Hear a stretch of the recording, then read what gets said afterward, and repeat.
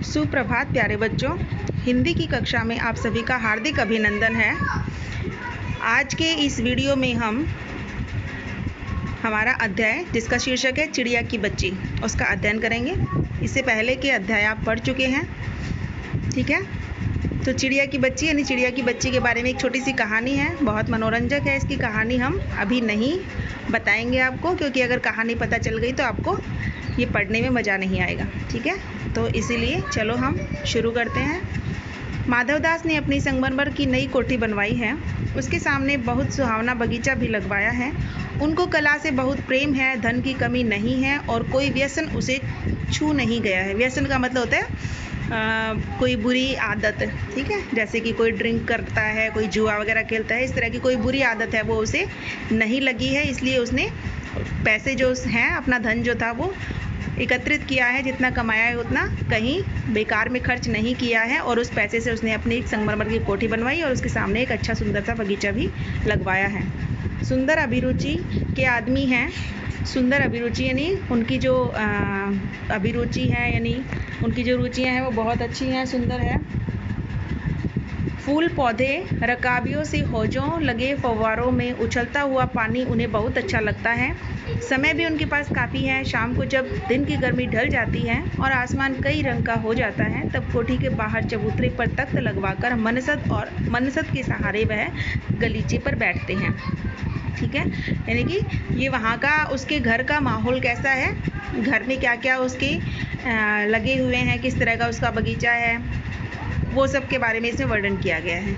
और प्रकृति की छटा निहारते हैं। प्रकृति यानी प्राकृतिक जो सौंदर्य है वहाँ पर दिखाई दे रहा है, उसको देखते रहते हैं। निहारना मतलब देखना। इसमें मानो उनके मन को तृप्ति मिलती है, और इससे मानो उनके मन को तृप्ति यानी शांति मिलती है उनको। मित्र हुए तो उनसे विनोद चर्चा करते हैं। विनोद चर्चा मतलब हंसी मजाक सहित बात करना, ठीक है। तो अगर उनके कोई मित्र आते हैं तो उनसे वो हंसी मजाक पूर्वक बात करते हैं, नहीं तो पास रखे हुए फर्शी हुक्के की सटक को मुंह में दिए ख्याल ही ख्याल में संध्या को स्वप्न की भांति गुजार देते हैं। और अगर उनके पास कोई नहीं आता, मित्र वगैरह नहीं आता, तो क्या करते हैं, एक उनका जो हुक्का रखा हुआ है वहाँ पर उस हुक्के को पीते रहते हैं और सपनों में खोए रहते हैं, और सपनों में खोए खोए पूरी शाम उसकी गुजर जाती है वहीं पर। तो आज कुछ कुछ बादल थे, घटा गहरी नहीं थी, धूप का प्रकाश उनमें से छन छन कर आ रहा था। माधवदास मनसद के सहारे बैठे थे। मनसद ये वहीं उनका बैठने का कोई जगह है। उन्हें ज़िंदगी में क्या स्वाद नहीं मिला है, पर जी भरकर भी कुछ खाली सा रहता है। यानी कि ऐसा कुछ नहीं था जो उन्हें ज़िंदगी में ना मिला हो। हाँ, सारे ऐशो आराम उनके पास थे, लेकिन फिर भी उनका मन जो है वो कुछ खाली खाली सा रहता था, यानी कुछ कमी सी उनको महसूस होती रहती थी। तो उस दिन संध्या समय उनके देखते देखते सामने की गुलाब की डाली पर एक चिड़िया आन बैठी, यानी एक चिड़िया आकर बैठ गई। चिड़िया बहुत सुंदर थी। उसकी गर्दन लाल थी और गुलाबी होते होते किनारों पर जरा जरा नीली पड़ गई थी। पंख ऊपर से चमकदार स्याह थे। उनका नन्हा सा सिर तो बहुत प्यारा लगता था और शरीर पर चित्र विचित्र चित्रकारी थी। यानी कि ये उस चिड़िया की वर्णन किया गया है कि चिड़िया कैसी थी, चिड़िया की क्या क्या विशेषताएं थी, किस तरह से वो दिखाई दे रही थी, वो सब बताया है, ठीक है। तो चिड़िया को मानो माधवदास की सत्ता का कुछ पता नहीं था, और मानो तनिक देर का आराम भी उसे नहीं चाहिए था। कभी पर हिलाती यानी पंख हिलाती, कभी फुदकती थी। वह खूब खुश कभी पर हिलाती थी, यानी कभी अपने पंख हिलाती थी, कभी फुदकती थी। वह खूब खुश मालूम होती थी। अपनी नन्ही सी चोंच से प्यारी प्यारी आवाज़ निकाल रही थी। यानी कि वहाँ कभी फुदकती, पंख हिलाती, कभी उछलती कूदती फुदकती, ठीक है, और अपनी चोंच से आवाज़ निकालती थी प्यारी प्यारी। तो माधवदास को वह चिड़िया बड़ी मनमानी लगी। उसकी स्वच्छंदता उसे प्यारी जान पड़ती थी।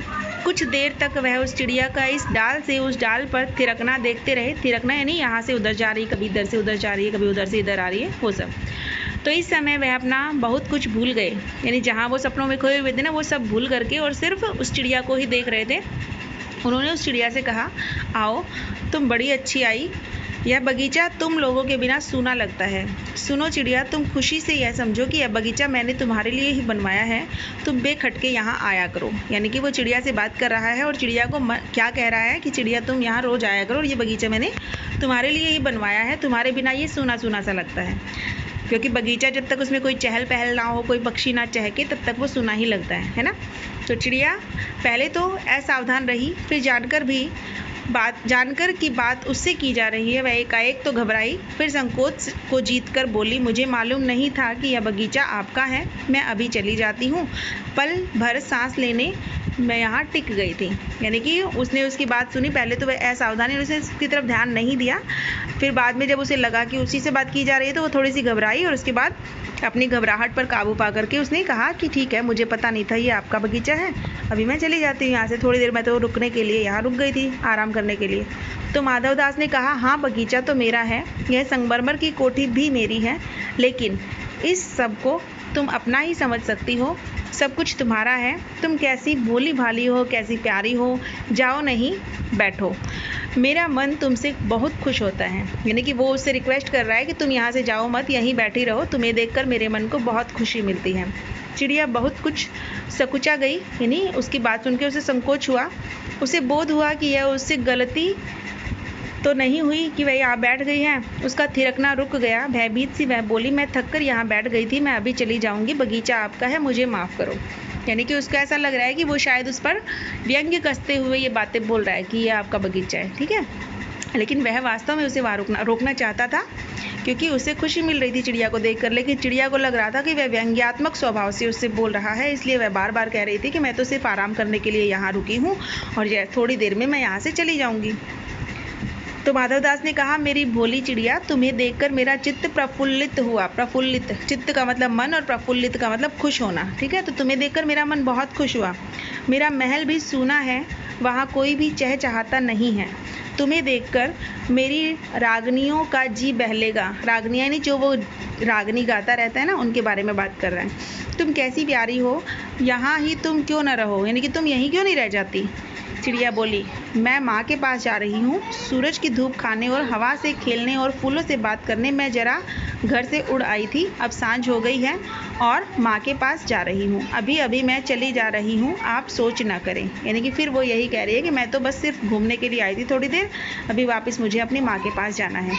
माधवदास ने कहा, प्यारी चिड़िया, पगली मत बनो, देखो तुम्हारे चारों तरफ कैसी बहार है, देखो वह पानी खेल रहा है, उधर गुलाब हंस रहा है, भीतर महल में चलो, जाने क्या क्या न पाओगी। मेरा दिल वीरान है, वीरान मतलब सूना है, वहाँ कब हंसी सुनने को मिलती है। मेरे पास बहुत सा सोना मोती है, सोने का एक बहुत सुंदर घर मैं तुम्हें बना दूंगा, मोतियों की झालर उसमें लटकेगी, तुम मुझे खुश रखना और तुम्हें क्या चाहिए माँ के पास, बताओ क्या है, तुम यहाँ ही खुशी से रहो, सुख से रहो मेरी भोली गुड़िया। यानी कि उससे बार बार रिक्वेस्ट कर रहा है और उसको बार बार लालच दे रहा है कि मैं तुम्हारे लिए ये करूँगा, वो करूँगा, तुम्हारे लिए महल बनवाऊँगा सुंदर सा, उस पर मोतियों की झालर लटकाऊँगा, सुंदर घर बनाऊँगा सोने का, ठीक है, ताकि वो किसी भी लालच में आकर रुक जाए। और पूछता है, अगर तुम अपनी माँ के पास जाओगी तो बताओ तुम्हारी माँ के पास ऐसा क्या है, क्या वो ये सारे सुख तुम्हें दे सकती है। तो चिड़िया इन बातों से बहुत डर गई। वह बोली, मैं भटककर तनिक आराम के लिए इस डाली पर रुक गई थी, अब भूलकर भी ऐसी गलती नहीं होगी, मैं अभी यहाँ से उड़ी जा रही हूँ। तुम्हारी बातें मेरी समझ में नहीं आती हैं। मेरी माँ के घोंसले से बाहर बहुतेरी सुनहरी धूप निकलती रहती है, बिखरी रहती है, मुझे और क्या करना है। 2 दाने माँ ला देती है और जब मैं पर खोलने बाहर जाती हूँ तो माँ मेरी बाट देखती रहती है। मुझे तुम और कुछ मत समझो, मैं अपनी माँ की हूँ। यानी कि उसकी इतनी रिक्वेस्ट करने के बाद भी वो कहती है कि मुझे और कुछ मत समझो, यानी मैं तो सिर्फ अपनी माँ की बच्ची हूँ और मुझे अपनी माँ से बहुत प्रेम है और अपनी माँ के पास रहना ही मुझे बहुत अच्छा लगता है। थोड़ी देर के लिए मैं अगर कहीं बाहर निकलती हूँ तो मेरी माँ मेरा इंतज़ार कर रही होती है घर पे, इसीलिए मैं यहाँ नहीं रुक सकती और मुझे वापस अपनी माँ के पास ही जाना है। तो माधवदास ने कहा, भोली चिड़िया, तुम कहाँ रहती हो, तुम मुझे नहीं जानती हो। चिड़िया, तुम मुझे नहीं जानती हो, यानी कि वो उससे पूछता है कि उसका एड्रेस पूछता है, तुम कहाँ रहती हो। चिड़िया, मैं माँ को जानती हूँ, भाई को जानती हूँ, सूरज को और धूप को जानती हूँ, घास पानी और फूलों को जानती हूँ, महामान्य तुम कौन हो, मैं तुम्हें नहीं जानती। यानी कहती है उसे कि हे महान पुरुष, तुम कौन हो, मैं तुम्हें नहीं जानती, मैं तो सिर्फ किस किस को जानती हूँ, सूरज की धूप जिसमें वो रोज़ खेलती है, घास पानी फूल जिसे वो रोज़ देखती है, और माँ और भाई को जानती है।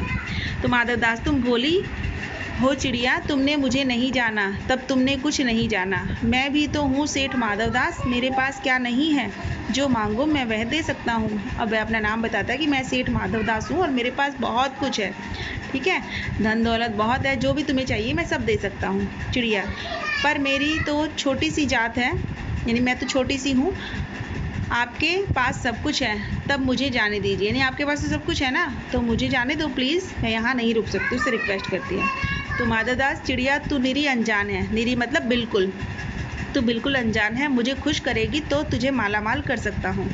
चिड़िया, तुम सेठ हो, मैं नहीं जानती सेठ क्या होता है, ठीक है। अब वो कहते हैं कि तुम सेठ हो, बताया तुमने, लेकिन मुझे नहीं पता सेठ क्या होता है, इसका मतलब क्या होता है, पर सेठ कोई बड़ी बात होती होगी। मैं अनसमझ ठहरी, माँ मुझे बहुत प्यार करती है, वह मेरी राह देखती होगी, तो मैं मालामाल होकर क्या होऊंगी, मैं नहीं जानती मालामाल किसे कहते हैं, क्या मुझे वह तुम्हारा मालामाल होना चाहिए। सेठ, अरे चिड़िया, तुझे बुद्धि नहीं है, तू सोना नहीं जानती, सोना उसी की जगत को तृष्णा है, तृष्णा का मतलब प्यास, लालसा, तो वह सोना मेरे पास ढेर का ढेर है। तेरा घर समूचा सोने का होगा, ऐसा पिंजरा बनवाऊंगा कि कहीं दुनिया में ना होगा, ऐसा कि तू देखती रह जाए, तू उसके भीतर थिरक फुदक कर मुझे खुश करियो, तेरा भाग्य खुल जाएगा, तेरे पानी पीने की कटोरी भी सोने की होगी। चिड़िया, वह सोना क्या चीज़ होती है, यानी बार बार उसको सोने के बारे में बता रहा है ना, कि तेरी कटोरी भी सोने की होगी, तेरा पिंजरा भी सोने का होगा, तेरा घर भी सोने का बनवा दूंगा, मेरे पास बहुत सारा सोना है। तो ये सारी बातें सुन के वो उससे पूछती है कि आखिर ये सोना है क्या चीज़। तो सेठ, तू क्या जानेगी, तू चिड़िया जो है, सोने का मूल्य सीखने के लिए तुझे बहुत सीखना है। बस यह जान ले कि सेठ माधवदास तुझसे बात कर रहा है, जिससे मैं बात कर लेता हूँ उसकी किस्मत खुल जाती है।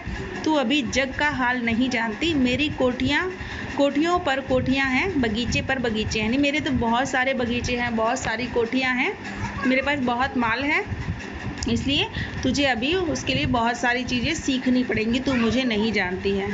तो दास दासियों की संख्या नहीं है, मतलब इतने दास दासियाँ हैं जिनकी गिनती भी नहीं है, पर तुझसे मेरा चित्त प्रसन्न हुआ, लेकिन तुम्हें देखकर मुझे खुशी हुई है। ऐसा वरदान कब किसी को मिलता है, री चिड़िया, तू इस बात को समझती क्यों नहीं, यानी कि ऐसा वरदान, उसे कह रहा है कि ऐसा वरदान जो मैं तुम्हें दे रहा हूँ ना, कि तो तू जो मांगेगी वो तुझे मिलेगा, बस तू मेरी बात मान ले, मुझे खुश रख, मेरे पास रह जा, इसके बदले में जो तुझे चाहिए वो दूंगा। ऐसा वरदान और कहाँ मिलेगा, तू इस बात को समझती क्यों नहीं है।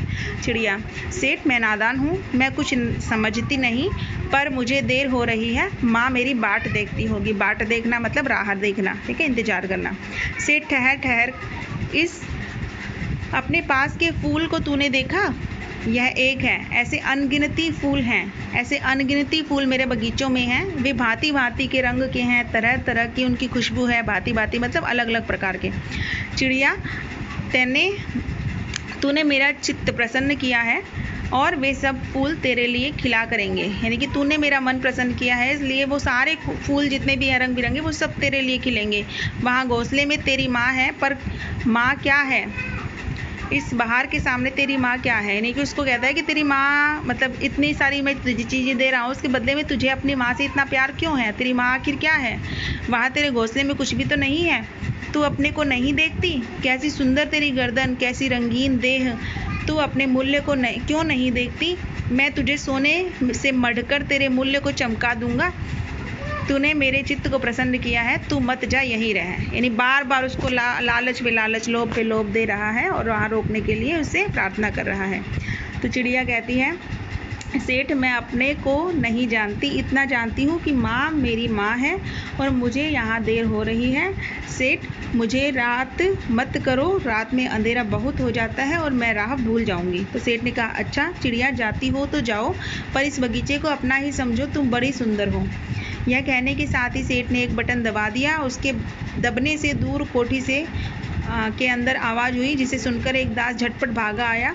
यह सब क्षण भर में हो गया और चिड़िया कुछ भी नहीं समझी। सेठ कहते रहे, तुम अभी माँ के पास जाओ, माँ बाट देखती होगी, पर कल आओगी ना, कल आना, परसों आना, रोज आना।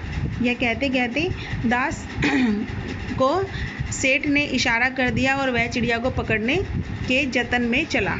सेठ कहते रहे, सच तुम बड़ी सुंदर हो, तुम्हारे भाई बहन हैं, कितने भाई बहन, यानी वो उसको बातों में बहला फुसला रहा है और साथ में अपने एक दास को बुला लिया, जिससे उस चिड़िया को पकड़ने के प्रयत्न किए जा रहे हैं। चिड़िया। तो चिड़िया उससे बात करती हुई बताती है कि 2 बहन 1 भाई, पर मुझे देर हो रही है। हाँ हाँ जाना, अभी तो उजाला है, 2 बहन 1 भाई है, बड़ी अच्छी बात है।